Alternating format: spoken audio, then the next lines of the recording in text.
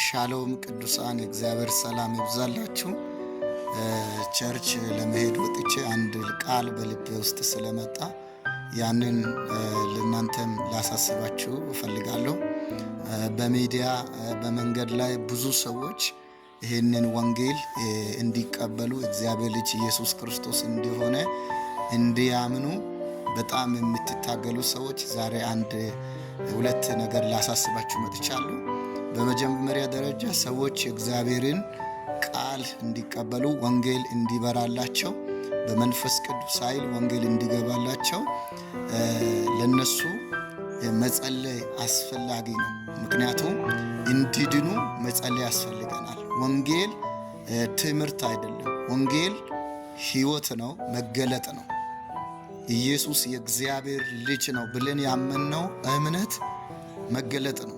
ስለበራልን ነው። ለሌሎች ደግሞ ይሄ አልበራም። ስለዚህ እስኪበራላቸው ድረስ እኛ ደግሞ መጸለይ መጀመሪያ ደረጃ ለነሱ አስፈላጊ ነው። ቀጥሎ ደግሞ ወንጌልን ምስራች አድርገን መናገር አለብን፣ ማብሰር አለብን። ይሄንን ወንጌል የምስራች ነው። ወንጌል ፍርድ አይደለም። ያልተቀበሉት ሊፈረዱ ይችላሉ። ነገር ግን ኢየሱስ ክርስቶስ ይወድሃል፣ ስላንተ አንድያ ልጁን ከፍሏል፣ ሰጥቷል። ኢየሱስ ክርስቶስ ይወድሃል፣ ኢየሱስ ክርስቶስ ይወድሻል ብለን ለሰዎች ምስራች መናገር አለብን። ምክንያቱም ይሄ ወንጌል በነፃ ሰዎች ይህንን ሕይወት በነፃ እንዲካፈሉ እንዲቀበሉ እግዚአብሔር የራሱን ልጁን ከፍሎታል። ስለዚህ ይሄ የምስራች ነው። ሰዎችን በማስፈራራት ወደ ሲኦል ትገባለህ፣ ትጠፋለህ በማለት ማዳን አንችልም። ስለዚህ ሰዎች እግዚአብሔር እንዲያምኑ እንዲቀበሉ ኢየሱስን የሕይወታቸው ጌታ አምላካቸው እንዲያደርጉ እኛ የምስራች አድርገን ወንጌሉን መስበክ አለብን። የምስራች ነው ወንጌል። ኢየሱስ ክርስቶስ ይወዳል። ድንገት ይሄንን መልእክት የምትሰሙ ይሄንን ጌታ ያልተቀበላችሁ የሕይወታችሁን ጌታ እና አዳኝ ያላደረጋችሁ ሰዎች ኢየሱስ ክርስቶስ ይወዳችኋል። ኢየሱስ ክርስቶስ ይፈልጋል። ኢየሱስ ክርስቶስ ለኃጢአታችሁ ሞቷል። ወደ እግዚአብሔር እንድትመጡ እግዚአብሔር ይፈልጋል።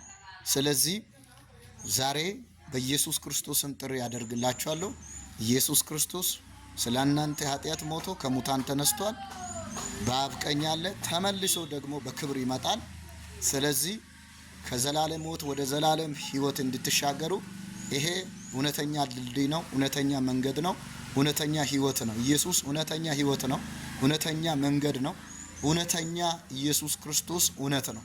ስለዚህ እውነት፣ ሕይወት፣ መንገድ የሆነው ኢየሱስ ክርስቶስን በማመን እንድትድኑ መግቢያው በሱ በኩል እንድታደርጉ ወደ እግዚአብሔር አብ መግቢያ ኢየሱስ ክርስቶስ ነው።